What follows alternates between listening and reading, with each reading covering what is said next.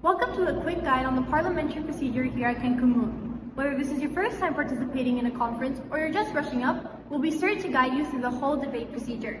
Let's begin. At the very first start of the session, the chairs will call the committee to order and do a roll call.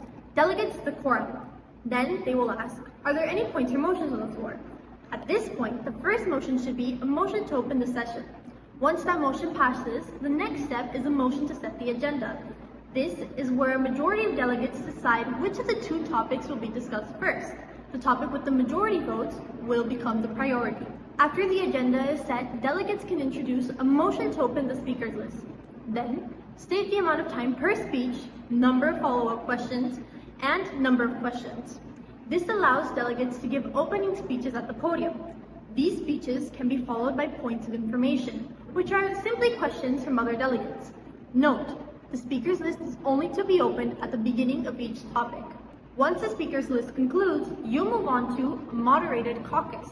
This is a structured debate where delegates speak one at a time on the topic. Later, you'll enter unmoderated caucuses. These are informal, free movement sessions used for resolution writing and negotiations. For a full guide on how to write a resolution, please check out the resolution writing videos on our website. Here's a quick summary of the process. First of all, you must write a working paper, an informal brainstorm of the initial ideas. Then, you'll write a draft resolution, a formal document written on paper with the structure of the final resolution. Then, your draft resolution must be approved by the chairs. Once approved, it becomes a formal resolution and must be typed onto a device. Presenting and voting. Delegates vote and a simple majority passes the resolution. Important. Voting rules may vary for EU and ad hoc committees. Be sure to read the specific documents under each committee's tab. Once a resolution is approved after 2 rounds of voting, the Secretary General is called in for a final round. If the resolution passes in this stage, GA committees, such as UNHRC and PNUMA, send the resolutions to General Assembly. ECOSOC committees, such as WHO and UNESCO, send theirs to ECOSOC. Some committees do not forward resolutions anywhere, including GA, ECOSOC, Security Council, EU, Mexican Senate, US Senate, and ad hoc.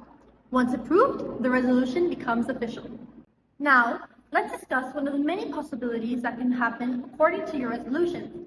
Now, this is just one of many possibilities, but you are welcome to pause this video and use the flowchart to help you to see what might happen with your own resolution.